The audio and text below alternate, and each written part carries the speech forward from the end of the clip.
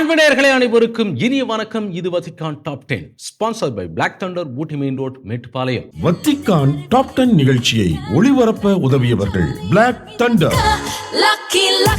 Lucky Falls at Black Thunder, Ooty main road, Mettupalayam. நேயர்களே, கத்தோலிக்க திருவை வத்திக்கானின் செயல்பாடுகளை உலகறிய செய்வதே இந்த நிகழ்ச்சியின் நோக்கம். அந்த வகையில் இந்த வாரம் வத்திக்கானில் ஸ்பெயின் அரசு தம்பதியினர் போரும் வன்முறையும் மனித குலத்தை சீரழிக்கின்றன, புனித பேதுரு பேராலயத்தில் அத்துமீறல் என பல நிகழ்வுகள் காத்திருக்கின்றன. அனைத்தையும் அறிந்து கொள்ள வாருங்கள் இன்றைய நிகழ்ச்சிக்குள் போகலாம்.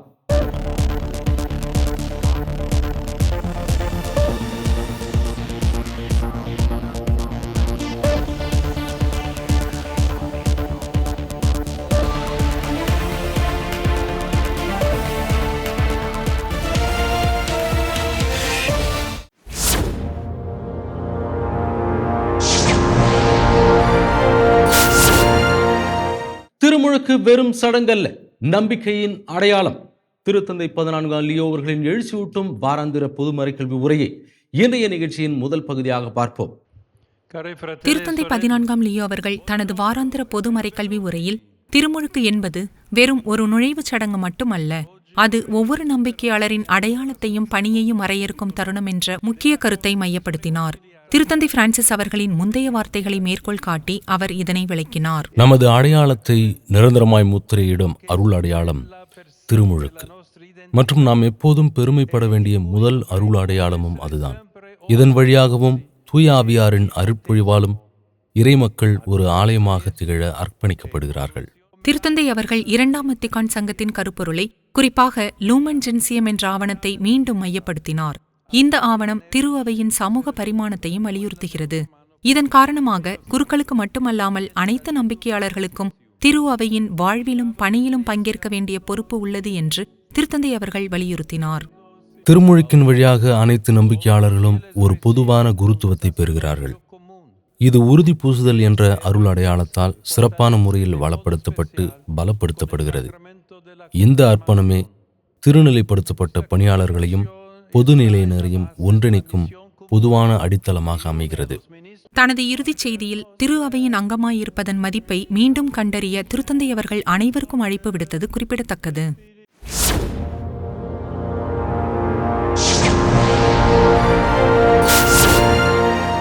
போரின் மரணங்களும் வலியும் மனித குலத்திற்கே அவமானம். மத்திய கிழக்கு அமைதிக்காக திருத்தந்தை அவர்கள் விடுத்த வேண்டுகோளை குறித்து இந்த பகுதியில் பார்ப்போம். சமீபத்திய நாட்களில் மத்திய கிழக்கில் போர் தொடர்ந்து தீவிரமடைந்து வரும் நிலையில் தவக்காலத்தின் இறுதி ஞாயிறன்று திருத்தந்தை 14ஆம் லியோ அவர்கள் வழங்கிய மூவேளை ஜெப உரையில் அது முக்கிய இடம் பிடித்தது. இதன் காரணமாக இந்த பகுதிகளுக்காகவும் உடனடியாக அமைதியை நிலைநாட்ட வேண்டிய உலகின் அனைத்து பகுதிகளுக்காகவும் நம்பிக்கையாளர்கள் அனைவரும் தொடர்ந்து உறுதியாக ஜெபிக்குமாறு அவர் கேட்டுக்கொண்டார். மேலும் கிறிஸ்தவர்களுக்கு மிக முக்கியமான புனித வாரம் நெருங்கி வரும் வேளையில் இந்நாள்களில் நினைவு கூறப்படவுள்ள நிகழ்வுகளின் பொருளையும் திருத்தந்தை அவர்கள் நினைவு கூர்ந்தார். கடந்த வாரம் திருத்தந்தையின் கால அட்டவணை பல நிகழ்வுகளாலும் சந்திப்புகளாலும் நிறைந்திருந்தது. குருத்தோலை ஞாயிறு நிகழ்வை தியானிப்பதற்கு முன்பாக திருத்தந்தை அவர்கள் மொனாக்கோ சிற்றரசுக்கு பயணம் மேற்கொள்ள திட்டமிடப்பட்டிருந்தது. ஒரு திருத்தந்தை அந்நாட்டிற்கு பயணம் செல்வது வரலாற்றில் இதுவே முதல் முறை என்பது குறிப்பிடத்தக்கது.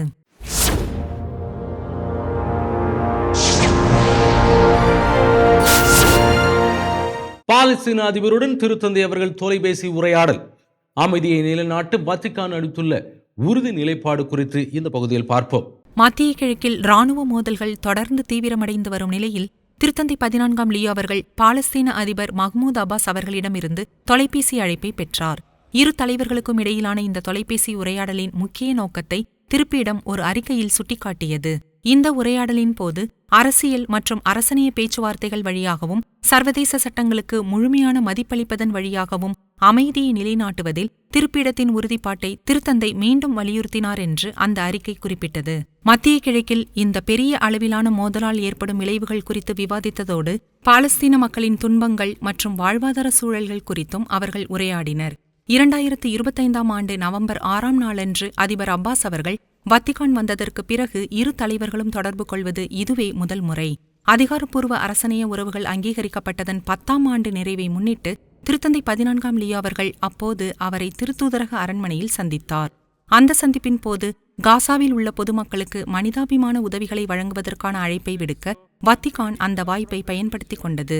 சமீபத்தில் மார்ச் 15ஆம் நாளன்று நடைபெற்ற மூவேளை ஜெபத்தின் போது திருத்தந்தை அவர்கள் தனது குரலை உயர்த்தி போரில் ஈடுபட்டுள்ள அனைத்து தரப்பினரும் உடனடி போர் நிறுத்தத்திற்கு ஒப்புக்கொள்ளுமாறு அழைப்பு விடுத்தார்.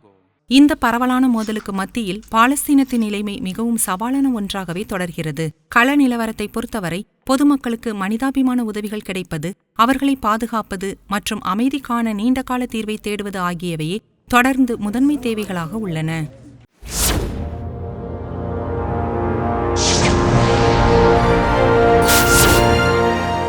வத்திக்கானில் ஸ்பெயின் அரசு தம்பதியினர் ஸ்பெயின் நாட்டு அரசர் 6ஆம் பிலிப் மற்றும் அரசி லெத்திசியா ஆகியோரை திருத்தந்தை அவர்கள் சந்தித்த காட்சிகளை இந்த பகுதியில் பார்ப்போம். திருத்தந்தை 14ஆம் லியோ அவர்கள் ஸ்பெயின் நாட்டு அரசர் 6ஆம் பிலிப் மற்றும் அரசி லெத்திசியா ஆகியோரை தனிப்பட்ட முறையில் வத்திக்கானில் சந்தித்து அவர்களை வரவேற்றார். திருத்தூதரக அரண்மனையின் நூலகத்தில் அவர்கள் சந்திப்பு அமைந்தது. இந்த சந்திப்பு இரு நாடுகளுக்கும் இடையிலான அரசணைய உறவுகளை மேலும் வலுப்படுத்தியுள்ளது. இன்னும் 2 மாதங்களில் திருத்தந்தை 14ஆம் லியோ அவர்கள் ஸ்பெயின் நாட்டிற்கு பயணம் மேற்கொள்வார். தனது திருத்தந்தை பணியின் முதல் நாட்களில் அரச தம்பதியினர் விடுத்த அழைப்பை ஏற்று அவர் இந்த பயணத்தை மேற்கொள்கிறார். மரபுப்படி கத்தோலிக்க அரச குடும்பத்து பெண்களுக்கு மட்டுமே வழங்கப்படும் வெள்ளை நிற ஆடை அணியும் சிறப்புரிமையை அரசி அவர்கள் பின்பற்றியிருந்தார். பரிமாற்றத்தின் போது ஸ்பெயின் அரசர் 2ஆம் பிலிப்பின் 16ஆம் நூற்றாண்டைச் சேர்ந்த புக் ஆஃப் ஹாஸ் புத்தகத்தின் நகல் மற்றும் மெரினோ கம்பளியால் செய்யப்பட்ட போர்வை ஆகியவற்றை திருத்தந்தை அவர்கள் பரிசாக பெற்றார். வத்திக்கானின் 2ஆம் நிலை அதிகாரியான கர்தினால் பியத்ரோ பரோலின் அவர்களையும் அரச தம்பதியினர் சந்தித்து பேசினர். ஸ்பெயின் நாட்டில் திரு அவையின் பங்கு குறித்த பல சர்வதேச விவகாரங்கள் மற்றும் தற்போதைய நிகழ்வுகள் குறித்து அவர்கள் விவாதித்தனர். இந்த அரச தம்பதியினரின் பயணத்திட்டம் திருத்தந்தையுடனான சந்திப்பை மட்டும் உள்ளடக்கியதாக இருக்கவில்லை. புனித மேரி மேஜர் பேராலயத்திற்கும் ஸ்பெயின் நாட்டு அரச குடும்பத்திற்கும் இடையிலான உறவு மிகவும் நெருக்கமானது. அது 17ஆம் நூற்றாண்டு முதல் தொடர்கிறது. அங்கு பேராலயத்தின் முதன்மை குரு தலைமையில் நடைபெற்ற விழாவில் அரசர் முதன்மை கௌரவ போதகர் என பொருள்படும் புரோட்டோகேனனாக நியமிக்கப்பட்டார். இந்த மரியன்னை ஆலயத்தில் ஸ்பெயின் அரச குடும்பத்தின் இருப்பின் முக்கியத்துவத்தை முதன்மை குரு விளக்கினார். விழா நிறைவடைந்ததும் அரசரும் அரசியும் பவுலின் சிற்றாலயத்திற்கு சென்றனர். அங்கு ரோமை மக்களின் பாதுகாவலியான சாலுஸ் பாப்புலி ரொமானி என்ற பைசன்டைன் காலத்து திருவுருவப் படம் வைக்கப்பட்டுள்ளது. திருத்தந்தை பிரான்சிஸ் அவர்கள் தனது ஒவ்வொரு திருத்தூது பயணத்திற்கு முன்பும் பின்பும் தம்மை கையளித்து ஜெபிக்கும் திருவுருவப் படம் இதுவாகும். அரச தம்பதியினர் இறுதியாக திருத்தந்தை பிரான்சிஸ் அவர்களின் கல்லறைக்கு சென்றனர். அங்கு அவர்கள் ஜெபித்து தங்கள் மரியாதையை செலுத்திய காட்சி குறிப்பிடத்தக்கது.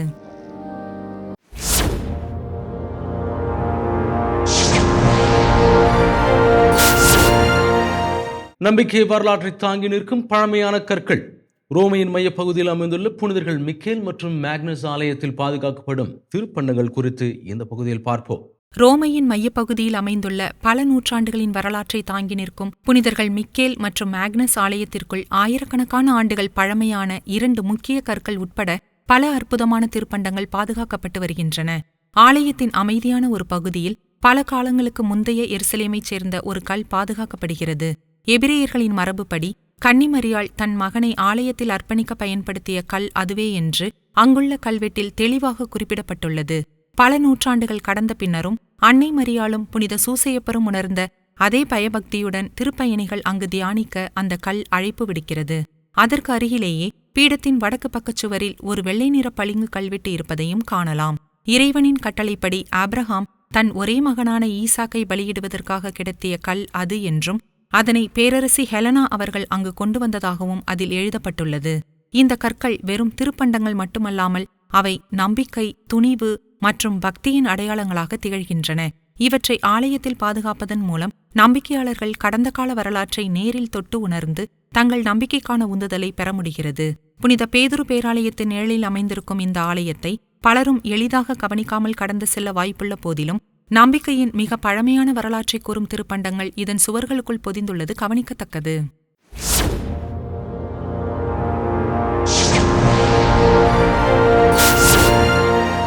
போரும் வன்முறையும் மனித குலத்தை சீரழிக்கின்றன. அமைதிக்கான ஜெப நாளின் முக்கியத்துவம் குறித்து அருட்சகோதரி ரொக்சான் அவர்கள் அளித்துள்ள சிறப்பு நேர்காணலை இந்த பகுதியில் பார்ப்போம். UASG எனப்படும் உலக துறவற சபைகளின் தலைமை சகோதரிகளின் கூட்டமைப்பின் நிர்வாக செயலர் அருட்சகோதரி ரொக்சான் ஷேர்ஸ் அவர்கள் சமீபத்தில் ஊடகங்களுக்கு அளித்த சிறப்பு பேட்டியில் உலக அமைதிக்கான ஜெபநாளை ஒருங்கிணைத்ததற்கான காரணங்கள் மற்றும் நெருக்கடியான பகுதிகளில் அருட்சகோதரிகளின் அர்ப்பணிப்பு மிக்க பணிகள் குறித்து விரிவாக எடுத்துரைத்தார். அதில் நீதி மற்றும் அமைதி ஆகியவற்றில் துறவற சபைகளுக்கு உள்ள உறுதியான அர்ப்பணிப்பே இந்த ஜெபநாளை ஒருங்கிணைக்க தூண்டுகோலாக அமைந்ததாக அவர் தெரிவித்தார். இன்றைய உலகில் இறைவாக்கினருக்கான சான்றாக திகழ பெண் துறவியர் உறுதி பூண்டுள்ளதாகவும், போர் மற்றும் வன்முறையால் பாதிக்கப்பட்ட விளிம்பு நிலை மக்களிடையே உலகெங்கும் பல அருட்சகோதரிகள் பணியாற்றி வருவதாகவும் அவர் குறிப்பிட்டார்.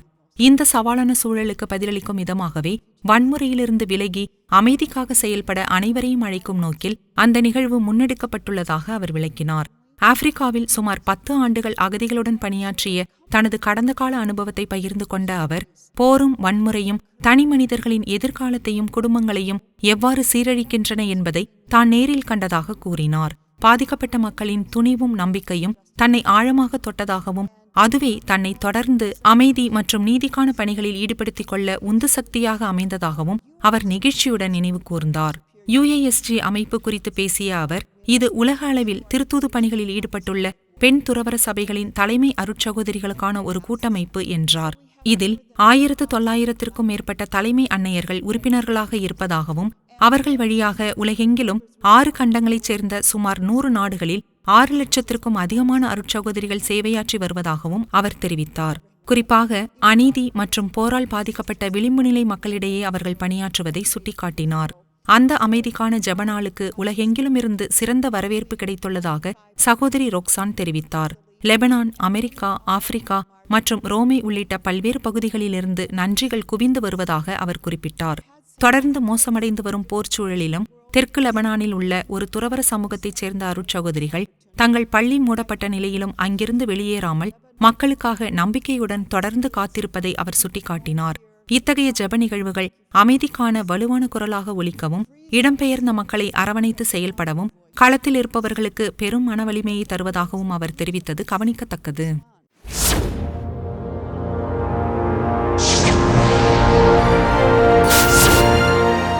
பதிமூன்று ஆண்டுகளுக்கு பிறகு மீண்டும் ஒளிரும் திருத்தூதர் அரண்மனை.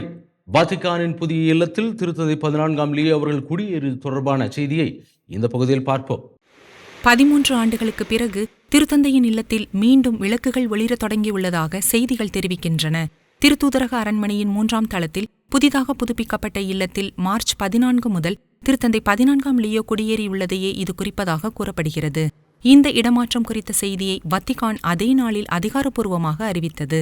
திருத்தந்தை 14ஆம் லியோ அவர்கள் தனது நெருங்கிய உதவியாளர்கள் சிலருடன் தனது முன்னோர்கள் பயன்படுத்திய அறைகளை கொண்ட திருத்தூதரக அரண்மனையில் உள்ள இல்லத்திற்கு செல்வார் என்று அந்த அறிவிப்பில் குறிப்பிடப்பட்டுள்ளது. அவரது 2 செயலர்களும் அந்த இல்லத்திலேயே வசிப்பார்கள் என தெரிவிக்கப்பட்டுள்ளது. திருத்தந்தை அவர்கள் பெரு நாட்டின் சிக்லாயோவில் இருந்த காலத்திலிருந்தே அவருக்கு அறிமுகமானவரும் அவரது வலதுகரமாக செயல்படுபவருமான அதே நாட்டைச் சேர்ந்த எட்கர் ரிமகுன்யா மற்றும் திருத்தந்தையைப் போலவே திரு அவை சட்ட வல்லுநரான இத்தாலிய குரு மார்க்கோ பில்லேரி ஆகியோரே அந்த 2 செயலர்கள். நம்பிக்கை கோட்பாட்டுக்கான பேராயம் அமைந்துள்ள திருப்பீட அலுவலக அரண்மனையில் தான் ஒரு கர்தினாலாக இருந்தபோது பயன்படுத்திய அதே இல்லத்திலேயே திருத்தந்தை அவர்கள் இதுவரை வசித்து வந்ததாக குறிப்பிடப்பட்டுள்ளது. அவரது முந்தைய இல்லம் புனித அகுஸ்தினார் துறவற மடத்தின் தலைமையகத்திலிருந்து சில அடி தூரத்திலேயே இருந்ததால் அப்போது கர்தினால் புரோவோஸ்டாக இருந்த அவர் தனது சமூகத்தினருடன் இணைந்து திருப்பலி நிறைவேற்றவும், அவர்களுடன் உணவருந்தவும், டென்னிஸ் விளையாடவும் அங்கு செல்வதை வழக்கமாக கொண்டிருந்தார். திருத்தந்தை பிரான்சிஸ் அவர்கள் காசா சாந்தா மார்த்தா இல்லத்தில் குடிபெயர முடிவு செய்ததிலிருந்து கடந்த 13 ஆண்டுகளாக இந்த இல்லம் பயன்படுத்தப்படாமல் இருந்ததால் இதனை புதுப்பித்து சீரமைக்க வேண்டியிருந்ததே திருத்தந்தை 14ஆம் லியோ இங்கு குடியேற இவ்வளவு காலம் எடுத்துக்கொண்டதற்கு காரணம் என விளக்கப்பட்டுள்ளது. 2005ஆம் ஆண்டு 16ஆம் பெனடிக்ட் அவர்கள் திருத்தந்தையான போதுதான் இறுதியாக இங்கு புதுப்பிக்கும் பணிகள் நடைபெற்றன. திருத்தந்தை லியோ அவர்கள் குடியேறுவதற்கு முன்பு இந்த இல்லத்தை புதுப்பிக்க 10 மாதங்கள் தேவைப்பட்டதாகவும், அந்த நாள்களில் அப்பகுதி முழுவதும் கட்டுமான பணிகளுக்கான கிரேன்கள் மற்றும் பிற உபகரணங்களால் சூழப்பட்டிருந்ததாகவும் செய்தியாளர்கள் தெரிவித்தனர். திருத்தந்தை 14ஆம் லியோ அவர்கள் தனது புதிய இல்லத்தை எவ்வாறு புதுப்பிக்க முடிவு செய்தார் என்பது குறித்த மிக சில விவரங்கள் மட்டுமே தற்போது வெளியாகியுள்ளன. எவ்வாறாயினும் இது அவரது தனிப்பட்ட முடிவாகவே இருக்கும் என்றும், திருத்தந்தையின் பரபரப்பான பணித்திட்டங்களுக்கு மத்தியில் அவருக்கு ஓய்வையும் வசதியையும் அளிக்கும் ஒரு இடத்தை வழங்குவதே இதன் முக்கிய நோக்கம் என்றும் அந்த செய்திக்குறிப்பு தெரிவிப்பது கவனிக்கத்தக்கது.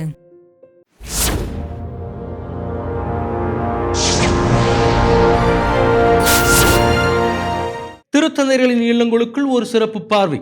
கத்தோலிக்க திருவின் நிர்வாக மையமாகவும் திருத்தந்தைகளின் அதிகாரப்பூர்வ இல்லமாகவும் திகழும் திருத்தூதர் அரண்மனையின் உட்புற அமைப்புகள் குறித்து இந்த பகுதியில் பார்ப்போம். ஒரு சாதாரண ஞாயிற்றுக்கிழமை புனித பேதுரு சதுக்கத்தில் பல்லாயிரக்கணக்கான மக்கள் திருத்தந்தை 16ஆம் பெனடிக்ட் அவர்கள் தனது இல்லத்தின் ஜன்னலில் தோன்றுவார் என்று காத்துக் கொண்டிருக்கின்றனர். இன்னும் சில நிமிடங்களில் மூவேளை ஜெபம் தொடங்க உள்ள நிலையில் திருத்தூதரக அரண்மனையின் 3ஆம் தளத்தில் உள்ள தனது தனிப்பட்ட ஆய்வு அறையில் அன்றைய நற்செய்தி வாசகத்திற்கான விளக்க உரையை திருத்தந்தை பெனடிக்ட் அவர்கள் சரிபார்த்துக் கொண்டிருக்கிறார். அவருடன் அவரது தனிச் செயலர் ஜார்ஜ் கென்ஸ்வைன் உள்ளார். சரியாக நண்பகல் வேளையில் 16ஆம் பெனடிக்ட் அவர்கள் வெளியே தோன்றி நம்பிக்கையாளர்களுக்கு ஆசீர்வாதம் வழங்கிய பின் மீண்டும் தனது அலுவலகத்திற்கு திரும்புகிறார். அங்கு அவரது ஒப்புதல் தேவைப்படும் ஆவணங்களில் கையெழுத்திடுகிறார். திருத்தந்தை ஆவணங்களில் கையெழுத்திட்டவுடன் கென்ஸ்வைன் அவர்கள் அவற்றை அருகிலுள்ள செயலர்களின் அலுவலகத்திற்கு எடுத்துச் செல்கிறார். இந்த 2 அறைகளில்தான் திருத்தந்தை பணியின் அதிகாரப்பூர்வ மற்றும் நிர்வாக வேலைகள் நடைபெறுகின்றன. புனித 2ஆம் ஜான் பால் அவர்கள் அலுவலகமாக பயன்படுத்திய அதே அறைதான் இதுவும். எனினும் பெனடிக்ட் அவர்கள் காலத்து அறையில் சில மாற்றங்களை காண முடிகிறது. பெனடிக்ட் அவர்களின் வேண்டுகோளின்படி ஜெர்மனியில் அவர் பேராசிரியராக பணியாற்றிய காலத்திலிருந்தே அவருடன் இருக்கும் ஒரு சிறப்பான மேசையும் பல புத்தக அலமாரிகளும் இங்கு கொண்டுவரப்பட்டன. மேலும் முன்பு விரிக்கப்பட்டிருந்த தரை விரிப்பை அகற்றிவிட்டு 16ஆம் நூற்றாண்டைச் சேர்ந்த பளிங்கு தரையை அவர் மீண்டும் சீரமைத்தார். 20ஆம் நூற்றாண்டின் தொடக்கத்தில் திருத்தந்தை 10ஆம் பயஸ் அவர்கள் இந்த தளத்தில் திருத்தந்தையின் இல்லத்தை நிறுவ முடிவு செய்ததிலிருந்து ஒவ்வொரு திருத்தந்தையும் புதிய சில நடைமுறை மாற்றங்களை கொண்டு வந்தனர். திருத்தந்தை 6ஆம் பவுல் அவர்கள் சுவர்களுக்கு சாம்பல் நிற வண்ணம் பூசினார். திருத்தந்தை 2ஆம் ஜான் பால் அவர்கள் எவ்வித மாற்றங்களையும் கோரவில்லை என்றாலும் அவரது உடல்நலக்குறைவு காரணமாக ஒரு சிறிய மருத்துவ அறை அங்கு நிறுவப்பட்டது. 3ஆம் தளத்திலுள்ள சுமார் 10 அறைகளில் புனித பேதுரு சதுக்கத்தை நோக்கியபடி அமைந்துள்ள அறை தனித்துவமானது. இது தனிப்பட்ட நூலகமாகவோ அல்லது சந்திப்பு அறையாகவோ செயல்படுகிறது. திருத்தந்தை பெனடிக்ட் அவர்கள் ஒவ்வொரு நாளும் மாலையில் தனது செயலர்களில் ஒருவரை சந்திப்பார். திங்கட்கிழமைகளில் அப்போதைய வெளியுறவுத்துறை செயலரான கர்தினால் பெர்டோனுடன் அவர் இங்கு சந்திப்பு நடத்துவார். இது தவிர திருத்தந்தை பெனடிக்ட் மற்றும் அவரது செயலர்கள் ஓய்வெடுக்கும் பச்சை நிற வரவேற்பறை மற்றும் 2005ஆம் ஆண்டு முதல் திருத்தந்தை இல்லத்தின் இறையியலாளராக உள்ள அருட்பணி ஜியர்டிச் ஆகியோருடன் திருத்தந்தை உணவருந்தும் அன்றாட சமையலறை ஆகியவையும் இங்கு உள்ளன. திருத்தூதரக அரண்மனையின் மிக சிறப்பான அறை அங்குள்ள சிற்றாலயமாகும். ஜெபம் மற்றும் தியானத்திற்காக மட்டுமே ஒதுக்கப்பட்ட ஓர் இடமாக இது இருக்க வேண்டும் என்ற தெளிவான பார்வையுடன் திருத்தந்தை 6ஆம் பவுல் அவர்கள் அதனை நிறுவினார். இது 1964ஆம் ஆண்டு நவம்பர் 1ஆம் நாளன்று திறக்கப்பட்டது. மின் தூக்கி மூலம் செல்லக்கூடிய 4ஆம் தளமும் இருப்பதாகவும் அங்கு மேலும் பல அறைகள் இருப்பதாகவும் கென்ஸ்வைன் அவர்கள் விளக்கியுள்ளார். வரலாற்று ரீதியாக பார்த்தால் செயலர்களும் இல்லத்தை கவனித்துக் கொள்ளும் அருட்சகோதரிகளும் இங்குதான் வசித்து வந்துள்ளனர். வத்திகானிடமிருந்து அதிகாரப்பூர்வ தகவல்கள் வெளிவரவில்லை என்றாலும் தற்போதைய திருத்தந்தை 14ஆம் லியோ அவர்கள் தனது படுக்கை அறையை 3ஆம் தளத்திலிருந்து 4ஆம் தளத்திற்கு மாற்றியிருப்பதாக தெரிகிறது. பிற்பகலில் 3ஆம் தளத்தில் உள்ள ஆய்வு அறை மற்றும் செயலர் அலுவலக விளக்குகள் ஒளிர்வதையும் இரவில் மேலே உள்ள 4ஆம் தளத்தில் திருத்தந்தையின் புதிய படுக்கையறை விளக்குகள் ஒளிர்வதையும் காண முடிகிறது. 10 மாத புதுப்பிக்கும் பணிகளுக்கு பிறகு திருத்தந்தை லியோ அவர்கள் தனது தேவைகளுக்கு ஏற்ப இந்த இடத்தை அமைத்துள்ளார் என்பது தெளிவாகிறது. திருத்தந்தை பணியின் மாபெரும் பொறுப்புகளை கருத்தில் கொள்ளும்போது அவர் இந்த இல்லத்தை தனது சொந்த வீடாக உணர்வது மிகவும் அவசியமானது என்றால் அது மிகையாகாது.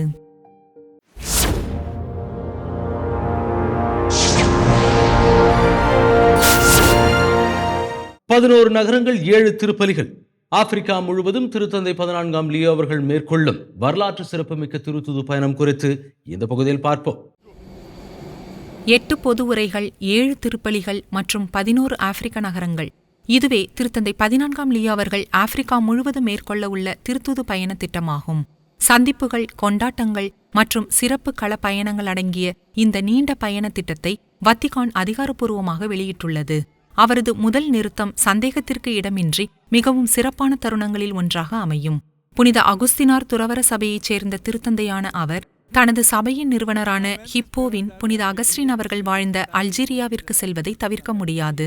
சொல்லப்போனால் திருத்தந்தை லியோ அவர்கள் சற்று காலத்திற்கு முன்பே இந்த விருப்பத்தை தெளிவுபடுத்தியிருந்தார். அல்ஜீரியாவின் மக்கள் தொகையில் 1% குறைவானவர்களே கத்தோலிக்கர்கள் என மதிப்பிடப்பட்டுள்ளது. ஆப்பிரிக்காவின் அன்னை மரியன்னை பேராலயத்தில் இந்த சிறுபான்மை சமூகத்தினரை திருத்தந்தை அவர்கள் சந்திப்பார். மேலும் உலகின் மிகப்பெரிய இஸ்லாமிய வழிபாட்டு தலங்களில் ஒன்றான ஜுமாயல் ஜசாயருக்கும் அவர் செல்வார். பிரான்சுக்கு எதிரான அல்ஜீரிய சுதந்திர போரின் போது உயிரிழந்தவர்களுக்காக அர்ப்பணிக்கப்பட்ட மக்காம் எச்சாஹித் நினைவிடத்திலும் திருத்தந்தை அவர்கள் அஞ்சலி செலுத்துவார். பின்னர் இந்த பயணம் கேமரூன் நாட்டிற்கு தொடரும். பிரெஞ்சு மற்றும் ஆங்கிலம் ஆகிய இரண்டையும் அதிகாரப்பூர்வ மொழிகளாக கொண்ட இந்நாட்டில் மக்கள் தொகையில் சுமார் 1/3 கத்தோலிக்கர்கள் ஆவர். 2009 ஆண்டில் திருத்தந்தை 16 பெனடிக்ட் அவர்கள் இந்நாட்டிற்கு பயணம் சென்றார் என்பது இங்கு குறிப்பிடத்தக்கது. அங்கு திருத்தந்தை லியோ அவர்கள் அரசியல் மற்றும் திரு அவை அதிகாரிகளுடனான சந்திப்புகளில் கவனம் செலுத்துவார். மேலும் குழந்தைகளின் பாதுகாப்பு மற்றும் கல்வியை ஊக்குவிக்கும் வகையில் ஓர் ஆதரவற்ற இல்லத்திற்கு செல்வார். திரு அவையின் சமூக பணிகளை முன்னிலைப்படுத்தும் வகையில் புனித பவுல் கத்தோலிக்க மருத்துவமனைக்கும் அவர் செல்வார். உள்நாட்டு மோதல்கள் இன்னும் தொடரும் இந்நாட்டில் அமைதிக்காக ஜெபிக்கும் திருத்தந்தை சர்வதேச விமான நிலையத்தில் சந்திப்பு ஒன்றையும் திருப்பலியையும் நிறைவேற்றுவார். இந்த பயணத்தின் அடுத்த நாடாக அங்கோலா இருக்கும். கத்தோலிக்க பெரும்பான்மை கொண்ட போர்த்துகீசிய மொழி பேசும் இந்நாட்டிற்கும் திருத்தந்தை 16 பெனடிக்ட் அவர்கள் முன்பு சென்றிருக்கிறார். அங்கு திருத்தந்தை 14 லியோ அவர்கள் அந்நாட்டின் மிக முக்கியமான திருப்பயண தலங்களில் ஒன்றான மக்சிமாவின் அன்னை மரியன்னை திருத்தலத்தில் ஜெபமாலை ஒப்புக்கொடுப்பார். அவரது ஆப்பிரிக்க பயணம் பூமத்திய ரேகை கினியாவில் நிறைவடையும். இங்கு மக்கள் தொகையில் ஏறக்குறைய 90% பேர் கத்தோலிக்கர்கள். அங்கு திருத்தந்தை 14 லியோ அவர்கள் பல்கலைக்கழக சமூகத்தினர் மற்றும் கலாச்சார உலகின் முக்கிய பிரமுகர்களை சந்திப்பதோடு மனநல மருத்துவமனை ஒன்றிற்கும் செல்வார். இந்நாட்டில் கைதிகளை நடத்தும் விதம் குறித்து அடிக்கடி விமர்சனத்திற்கு உள்ளாகும் பேட்டா சிறைச்சாலைக்கும் திருத்தந்தை செல்வார். பேட்டா வெடிவிபத்தில் பாதிக்கப்பட்டவர்களுக்காக அர்ப்பணிக்கப்பட்ட நினைவிடத்திற்கு திருத்தந்தை செல்வது மற்றொரு நெகிழ்ச்சியான நிகழ்வாக அமையும். அந்த விபத்தில் சுமார் 100 பேர் உயிரிழந்தனர் மற்றும் சுமார் 500 பேர் காயமடைந்தனர். திருத்தந்தை லியோ அவர்கள் திருத்தந்தை பிரான்சிஸ் அவர்களின் பாரம்பரியம் ஒன்றையும் மீண்டும் உயிர்ப்பிக்கிறார். திருத்தந்தை பிரான்சிஸ் அவர்கள் தான் சென்ற ஒவ்வொரு நாட்டிலும் அங்குள்ள இயேசு சபையினரை சந்திப்பதை வழக்கமாக கொண்டிருந்தார். அதேபோல புனித அகுஸ்தினார் சபையைச் சேர்ந்த தற்போதைய திருத்தந்தை தான் செல்லும் நாடுகளில் உள்ள அச்சபையின் உறுப்பினர்களை சந்திப்பார் என்பது குறிப்பிடத்தக்கது.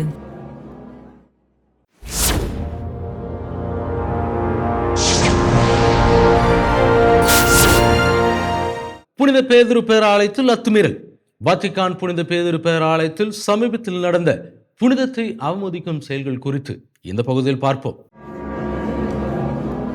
நாம் காணும் இதுபோன்ற புனிதத்தை அவமதிக்கும் செயல்கள் சமூக வலைதளங்களில் வைரலாகி வருகின்றன. புனித பேதுரு பேராலயத்தின் பீடத்தை அவமதித்த செயல் மட்டுமன்றி பெர்னினியின் விதானத்திற்கு கீழே ஒரு நபர் சிறுநீர் கழித்ததை அங்குள்ள பணியாளர்கள் தடுத்து நிறுத்த தவறியதே இதற்கு முக்கிய காரணமாகும். இந்த சம்பவம் எல்லா வீதிகளிலும் பெரும் அதிர்வலையை ஏற்படுத்தியுள்ளது. எவ்வித தண்டனையோ அல்லது போதிய பாதுகாப்போ ஏன் வழங்கப்படவில்லை என்பதை உலகெங்கிலும் இருந்து வந்திருந்த திருப்பயணிகளால் புரிந்து கொள்ள முடியவில்லை. மேட்ரிட் நகரில் ஒரு தெருவில் சிறுநீர் கழித்ததற்காக எனது உறவினர் ஒருவருக்கு 700 யூரோ அபராதம் விதிக்கப்பட்டது. எனவே உண்மையை சொல்வதானால் இங்கு ஒரு கடுமையான தண்டனை வழங்குவதில் எந்த தவறுமில்லை. யாராவது இப்படிப்பட்ட செயலில் ஈடுபடுவதை பார்த்தால் அவர்களை தடுத்து நிறுத்தியிருக்கலாம், அவர்களை அங்கிருந்து அப்புறப்படுத்தியிருக்கலாம், அப்படி ஏதாவது செய்திருக்கலாமே. வத்திக்கானில் உள்ள பாதுகாப்பு ஏற்பாடுகளுக்கு மத்தியில் இது போன்ற ஒரு செயலை அவர்கள் அனுமதித்தது எந்த வகையிலும் நியாயமாக தெரியவில்லை. புனிதத்தை அவமதிக்கும் இத்தகைய செயல்கள் பார்வையாளர்களுக்கும் திருப்பயணிகளுக்கும் ஒரு எதிர்மறையான அனுபவத்தை ஏற்படுத்துகின்றன. வத்திக்கானில் பாதுகாப்பு குறைபாடு இருப்பதாக கூறி எழுந்த பல புகார்களை தொடர்ந்து புனித பேதுரு பேராலயம் அதன் மிக புனிதமான இடங்களில் ஒன்றான பீடத்தை சுற்றி பாதுகாப்பை பலப்படுத்த நடவடிக்கை எடுத்துள்ளது. புனித பேதுருவின் கல்லறையை குறிக்கும் ஒப்புரவு பீடத்தை தனிநபர்கள் அணுகுவதையும் அந்த புனித இடத்தை அவமதிக்க முயற்சிப்பதையும் தடுக்கும் வகையில் அதனைச் சுற்றி ஒரு நகர்த்தக்கூடிய தடுப்பு நிறுவப்பட்டுள்ளது. இந்த தடுப்பு ஆடிகளால் ஆனது. பீடம் மற்றும் விதானத்தின் கலை மற்றும் கட்டிடக்கலை மதிப்பிற்கு மதிப்பளிக்கும் வகையிலும் பார்வையாளர்களின் பார்வைக்கு இடையூறு ஏற்படாத வகையிலும் இது வடிவமைக்கப்பட்டுள்ளது. கடந்த பிப்ரவரி மாதம் இதே பீடத்தின் மீது ஏறிய மற்றொரு நபர் அங்குள்ள மெழுகுவர்த்தி தாங்கிகளை கீழே வீசினார். 2023 ஆண்டில் உக்ரைன் போரை கண்டித்து நிர்வாண நிலையில் ஒருவர் அத்துமீறி நுழைந்து போராட்டத்தில் ஈடுபட்டார். இந்த சமீபத்திய சம்பவத்திற்கு பிறகு பேராலயத்தின் குருக்களால் ஒரு பரிகார சடங்கு நடைபெற்றது. கர்தினால் கம்பெட்டி அவர்கள் தலைமையில் நடைபெற்ற இந்த வழிபாட்டில் நம்பிக்கை அறிக்கை ஜெபிக்கப்பட்டு பீடத்தை தூய்மைப்படுத்துவதற்காக புனித நீர் தெளிக்கப்பட்டது கவனிக்கத்தக்கது. என் அன்பு நேயர்களே, இன்றைய நிகழ்வு அனைத்தும் நீங்கள் பயன்பெறும் வகையில் அமைந்திருக்கும் என்று நாங்கள் நம்புகிறோம். மீண்டும் அடுத்த வாரம் இதே நிகழ்ச்சியில் சந்திக்கிறோம். இது Vatican top 10 sponsor by Black Thunder, Ooty main road, Mettupalayam. நன்றி, வணக்கம், மரியே வாழ்க. வத்திக்கான் டாப் 10 நிகழ்ச்சியை ஒளிபரப்ப உதவியவர்கள் Black Thunder. Lucky Falls at Black Thunder, Ooty Main Road, Metupalayam.